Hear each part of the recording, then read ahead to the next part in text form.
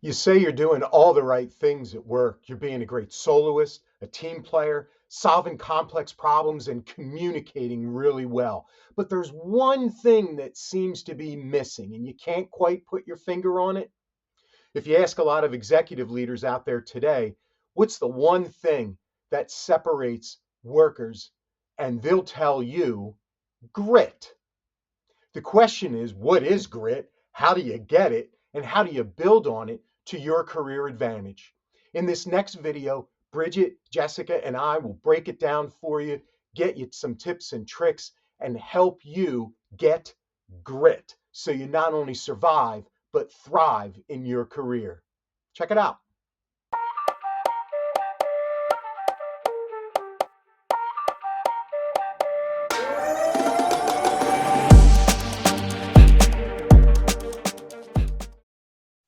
Hi, everybody. Al Torano, Bridget, and Jessica here with Career Northstar.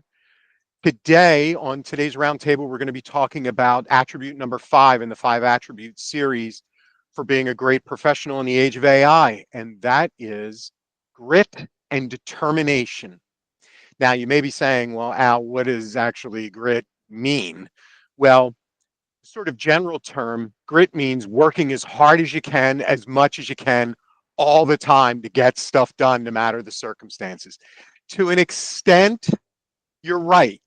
If you were to ask back in the day, Steve Jobs, if when he looked for people at Apple, when people would say, "Well, what's the main kind of element you look for in someone?" He would say resilience was the term that he used. If you ask Larry Page, one of the founders of Google, what he looked for when he was hiring somebody for Google in the early days, you wouldn't even get the sentence out. He would say resilience, grit, and determination. Angela Duckworth, the professor, and really the one who's kind of brought grit into sort of the modern business vernacular and in usage, terms grit more as a distinguishing factor, especially between students and also in professionals. But what does it actually mean in a professional context? Grit, yes, is the hardworking part. There's no doubt about it. But there's nuance to it. It's not just running through sort of the brick wall as hard as you can or hitting it with a hammer as hard as you can, as many times as you need to. It's also about thinking, taking a step back, understanding what needs to get done, and then making a plan to execute on it, and doing so in terms of time, cost, and quality. Time, meaning getting it done on time when it's required. Cost, given the budget constraints that you may have. And 3, quality, making sure that whatever you turn out is actually good. All for the purpose of, if you can demonstrate grit in your role and deliver something in terms of on time, on cost, or under cost, and with quality in it, that gets noticed by leaders, that gets noticed by peers, by colleagues on your team and in other teams. That's where your trust and your credibility really start to grow. And that's where opportunity really starts to hit. We have 2 living, walking, talking, breathing examples right here where grit comes into play as a leader with no title, as a leader on a project, as a leader on an initiative, or maybe even not a leader on an initiative, just having a key role in delivering on an outcome or a goal called grit.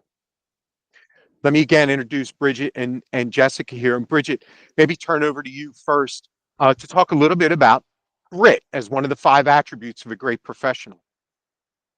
Sure. Thank you, Al. So when I think of grit and when I talk to other people about grit, I always say that it's having the wherewithal to get things done. And then absolutely, Al, what you said, with time, cost, and quality considered. But I think the cool thing about grit and why I say it's my favorite of the 5 attributes is because you can apply the grit mindset to anything that you're doing. So if you want to be a good communicator and you want to work on your omni-channel, omni-mode communication skills, you can do that in a way where you're being determined and doing things with time, cost, and quality considered, making sure that you're getting things done for the outcome of your team or your organization. And so I think with grit, it is something that you have within you, right? But it is something that you can practice and apply to things that you do in your daily life, and just know that you're doing that with that grit and mindset is how I like to look at it. And I think that it's important to know that you can build this skill just like you can sharpen any of the 5 attributes. It's not something that you just have or you don't have. You can, figure out ways in your work to have more grit day to day. Jessica, talk a little bit about how you can develop it. So, Bridget, you touched on something right away. Some people would say, "Hey, you're a leader or you're not a leader," like, or it's in you or it's not in you, whatever it might be. But you brought up what I think is a really good point. Any one of those attributes, inclusive of grit, can be taught, cultivated, mentored, right? So, great point. Jessica, talk a little bit about how somebody can grow grit in order to get noticed to advance in their career. Yeah, I mean, we all face challenges. Setbacks are going to happen, and that's a normal part of life. And I think it's actually something to like be embraced about being in the workplace. It's like you should expect it, and challenges are good. Grit, as Al and Bridget said, it's what helps you get through those tough moments and stay focused and keep moving forward. I think you develop it over time by just consistently showing up, giving it your best, and using the resources around you to help you get the job done, and come up with the best answer and deliver in terms of time, cost, and quality. So my advice, a tip for you, is just show up consistently. I've found that beats being the smartest person in the room. It is okay if you don't know all the answers. Most of the time, I definitely don't, but show up anyway and use your resources. Think about the people in your life that you trust the most. They're the ones who don't quit when things get hard. They're, the people that you think of, and you kind of have that like sigh of relief, that feeling of safety and trust and reliability. You're building your brand, and that's what you want people to think of when they think about you. So, when you don't have the answer, when things get tough, it doesn't matter what stage of your career you're in. It's like you need to show up, you need to be there and figure out the answer and deliver. That's grit. Here's Just the only thing that something. I'll disagree with. I'm sorry, Bridget, just real quick. The only thing that I'll disagree with you on what you said was that you don't typically know the answer. That's actually wrong. You typically do know the answer, because I know you're usually the one telling me the right answer. So I would disagree with you on that. Everything else, I'll give you on that one. Fair enough? Fair enough. I Bridget, I appreciate that. interrupted you. Thanks, Al. Bridget, I interrupted you, please. Thanks, Al. One of the words that you had just said that really stuck out to me was the word embrace. And I love that word when talking about grit. And it just made me think of something that I think is important to do early on in your career to build your grit or strengthen your grit muscle, I guess. And it's to consistently ask your peers, your leaders, whoever you can, for feedback and implement that almost immediately. I think being accustomed to receiving feedback, whether it's positive, whether it's something that you can work on, whether it's a different way to do things, receiving that feedback, being open to it, and then applying it immediately in your next deliverable, in your next meeting, whatever it is so important and gets you kind of over the hump right away in a new job, in a new role, in your first job right out of college. And so I would say that's a very tactical way where you can try to demonstrate grit is just ask for the feedback, seek it out from people, say, hey, I saw you that you were on this call. What did you think of how I presented this? Or, hey, you're on this email, or I send out notes. Is there anything I could be doing better? Seeking that out and then really taking that feedback to heart and implementing it is a great way to just get things done with time, cost, and quality considered, while also considering the experiences and expertise of the people around you. But Bridget, isn't that hard for someone to do? Right? Back to Jessica's point. I hear you, like, show up, right? 90%, a lot of people will say, our old friend Arun would say, 90% of life is just showing up. And the other 10% is the work that you put in. But that's got to be hard for somebody, especially, you're early on, you're trying to make your way, right? Yeah. Right? Yeah. I mean, it was Yeah. even hard for you too. Absolutely. That is something that was really hard for me when I started my career, was seeking that feedback out and being scared that I didn't know something or I didn't do something the right way the first time. But I think what really helped me is separating your personality and who you are as a person from your deliverable. That's a hard thing to do, but know that when somebody's giving you feedback, they're trying to help you. They're trying to make sure that you improve and keep progressing. It's not a personal attack on your character, and they still like you as a person most of the time. And so just know that you're looking for feedback as a way to improve, and people are giving it to you with that same intent. And so just having that in mind when you're asking for someone to review your work or provide some information on how you did, I think that's an important perspective, is just remember they're trying to help you and you're trying to help yourself by asking for it. I definitely encourage whoever, if you're listening, to actually reflect on what is my attitude towards feedback. Because I know for sure, especially earlier in my career, it's easy to like get a little bit defensive and protective over your work because you're giving it your all and you're learning. But like Bridget said, just remember that people are just trying to help you succeed, and it's not like a personal attack. And the second you really make that switch and you welcome feedback and you welcome the hard work and the tough projects and the unexpected challenges, I think there's just a switch that happens.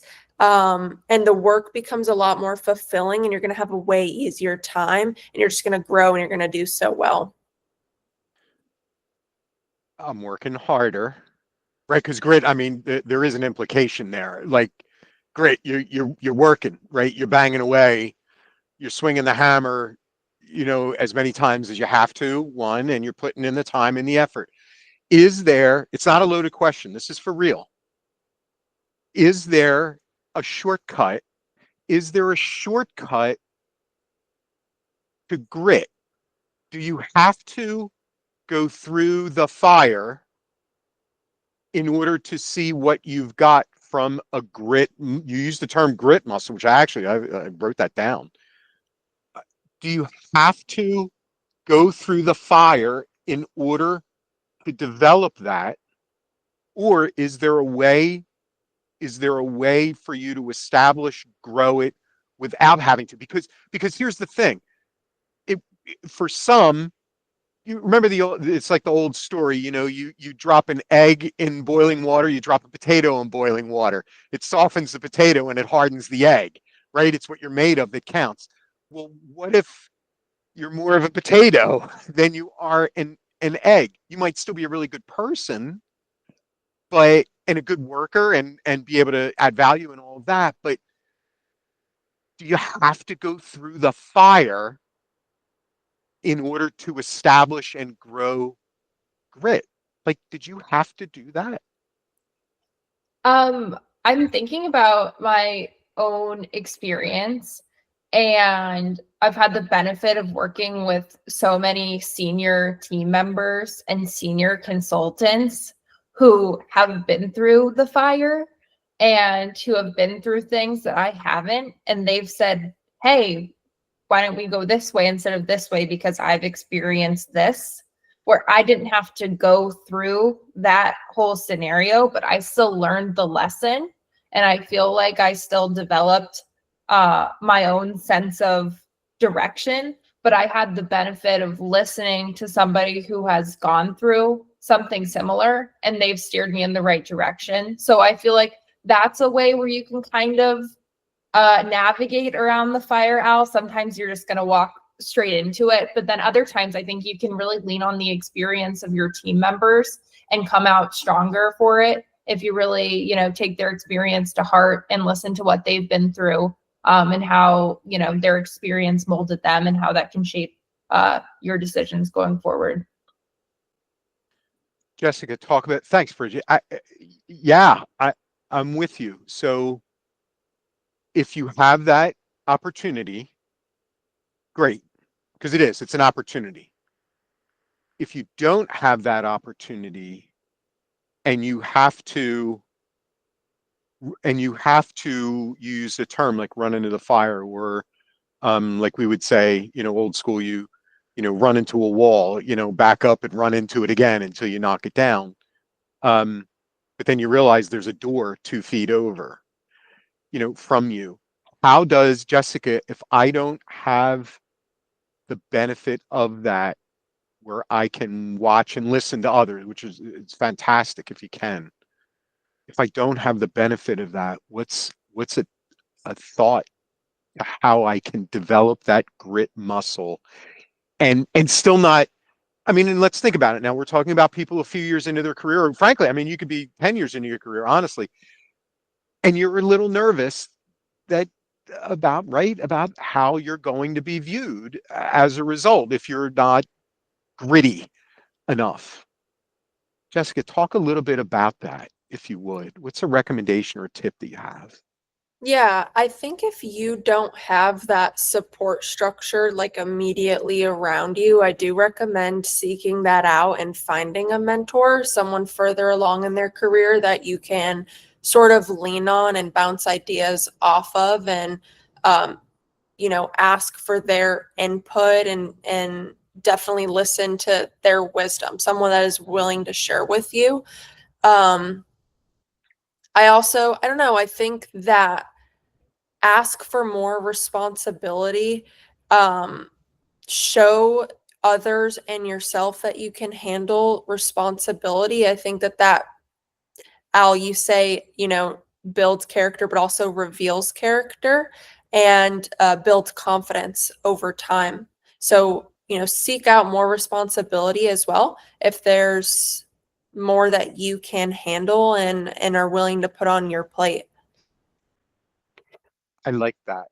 I like that. So we talk about in the first attribute is a soloist, where it's not necessarily meaning working alone. It's the ownership of a something, right? And then getting it done and addressing it. That I think that's a fantastic call out. Both actually fantastic call outs. If you've got a little bit of grit in you, and then two, if you have the environment, the nurturing environment around you where you don't, asking for it is another. I mean, yeah, that's really strong. Talk about for a second, if you would, Bridget, like if a project comes to mind, it does for me, for you. Talk about a particular project and walk the audience through where I have got to put the grit hat on and I've got to go do this. Like nobody's coming for me. And I know you've got a couple of those examples. Please. Yeah. So an example of where you just need to kind of put your grit forward.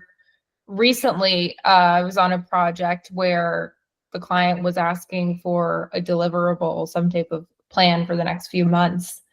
And it included so many different parts of our organization, different partners, etc.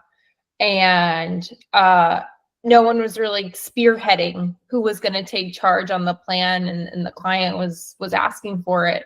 And so myself, along with some of our team members, and Al, you were absolutely there, said, okay, we will own it. That's one thing about grit. If nobody's raising their hand, you have to say, okay, I'm going to own this because I have to get this done with all of the important things considered.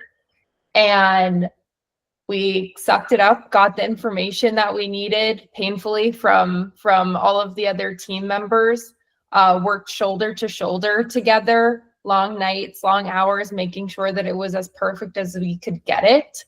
And that not only is a good example of grit, just getting it done to send a deliverable to a client by a time that you had promised them, but it's also a really good example of teamwork and understanding when to stand behind your team, when to stand next to them, and when to lead from the front.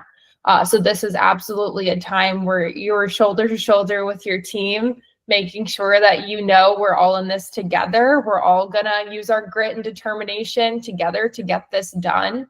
And in the end, the client was very, very happy with what we had done. And I think that's a good example of grit overall. I want to just reiterate something, Bridget, you said, because I've seen it actually so many times. Leaders who, I mean, literally like throw their team members under the bus when things get tough. And I think as a leader, grit also looks like not like giving up on your team members, your employees when things get tough. Like you said, Bridget, standing in front of them and protecting them, even when it isn't easy or convenient. So, strong leadership also means like having grit in that way and protecting your team. Thank you both. I guess last question that I have is, when you talk in terms of grit now on the team, right? So you mentioned it about the individual kind of growing the muscle, inventing the muscle, growing the muscle individually. Then you mentioned as a leader, as an individual, as a leader, now in the context of the team, what if everybody on the team doesn't have the same level of grit to get stuff done? Because let's face it, you are not going to work with the thing that makes the world go round is you're going to work with a variety of different people from a variety of different backgrounds and a variety of different motors, that people have. And time, cost, and quality might have a variety of different meanings for some people. Um, what are some of your thoughts on, if you're on the team and not everybody, be they leader or be they individual contributors, share in the same mode of grit? Jessica, what do you think? Yeah, I mean, like you said, a lot of the times they probably don't share in that same level of grit just because everybody's different and, people come from different backgrounds.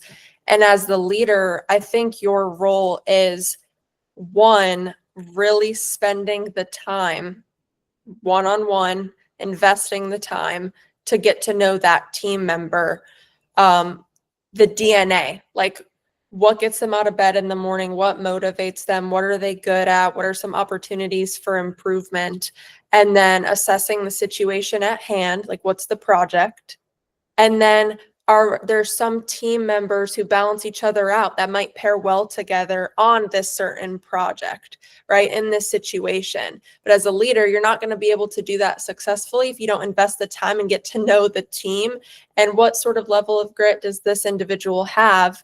Do these two, do these three pair well together in this environment? And sort of placing people strategically based on their strengths and sort of weaknesses. So, Bridget, you have to, I get it from the leadership standpoint. Jessica, there's a mad scientist a bit there. There's no doubt. Bridget, there you go. I mean, the team is given, you're part of the team. Not everybody's got it. I mean, we've all been there. Not everybody's got that same level of grit, and it's not necessarily just urgency, it's grit, getting stuff done, time, cost, quality, right? What do you do as the individual? Jessica provided from a leadership standpoint. What do you do as the individual? Yeah, I think as the individual, if you're experiencing a team where you have a grit level mismatch, uh, something that you can do is absolutely lead by example and try to do all of the right things, but then you have to realize what is in your control and what is out of your control. You cannot put 100% on the team on your back sometimes. Sometimes you can, and that's a great example of grit. But then other times you do have to realize what is in your control as a contributor to this team and what is not.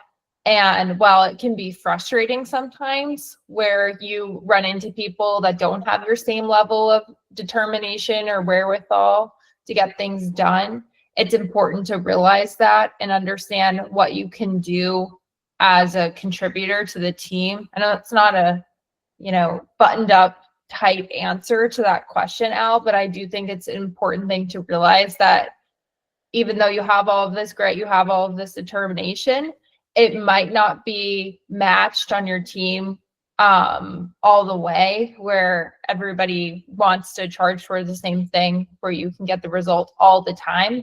Absolutely. Sometimes you'll have to just, do more than other people, and that's great. But yeah, that's what I would say if you have kind of that mismatch of grit. I got it. I got it. I do have one last question. I can't let it go. Let me ask it this way. Now in today's day and age, if you will, does AI have grit? Like AI doesn't have, as I think Angela Duckworth would say, I hope she doesn't mind, I'm not quoting her, paraphrasing, is like that passion, that perseverance. I always love the term, grit is living life or your work as a marathon, not as a sprint. Despite, setbacks. In other words, you just kind of keep going. Does AI have grit, or does it require the messy, imperfect human element to drive it? You know what I mean?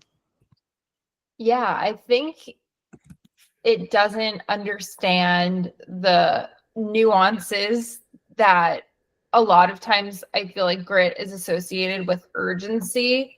And I don't know if AI has the capabilities to understand all of the nuances behind the urgency and the requests of different people and different teams. So I absolutely think that's a superpower of humans to discern what actually requires this grit and this this attitude to get things done, where I don't think AI can totally grasp that as a whole. Absolutely, it can be a tool for you to get things done for sure, but to understand where to use your grit, I think that's a human superpower for sure. I Jessica, what do you agree. think?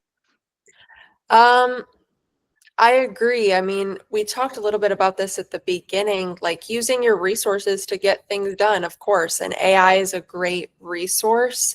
Um, Al, I've heard you say this before. AI can help with the scope of the project, but it's not going to get you the like outcome or the solution necessarily. Um, that's where you, I think, human beings can actually push through obstacles, use AI as a resource, but the human beings are what's like resilient and going to get you the outcome or the end product, not AI. AI can help you with the scope and the facts, but use grit and hard work to actually get it done. Got it. Thank you both. Awesome. Yeah, I always viewed it as like AI is kind of like a hammer. It's a tool. You could use it right to build a house and just keep banging away with nails and wood and all that, or what the heck? I mean, you could use it to hit somebody on the head too, but it's how you use that tool at your disposal. I think that makes perfect sense. Thank you both for that. That everybody is grit and determination to get stuff done in terms of time, cost, and quality. Give it a shot. Develop that muscle, grow that muscle by doing the hard things, volunteering for them, getting the help of the support system around you professionally. If you don't have it, that as we were talking about, you've got to go bang away on it and make it happen. And when you do that, people definitely notice, and that's where opportunity and growth comes from. And frankly, as we've talked about before, expertise and experience. Grit is a discerning factor that separates you. Perseverance and passion to get stuff done will certainly distinguish you from the rest and give you an opportunity to succeed. Really, probably like no other of those single attributes, but certainly in concert with all of them will supercharge you beyond any measure before. So I want to take a moment. Thank you, Bridget. Thank you, Jessica, once again for a great roundtable. I know our audience appreciates it. Folks, drop us a comment, drop us a question. Certainly check us out, YouTube, on Instagram, out on TikTok, Spotify, and certainly visit our site at careernorthstar.net, where we've got a ton of tips, tricks, newsletter, and materials to help you not just survive, but thrive in your career. Until next time, we'll see you soon. Thank you.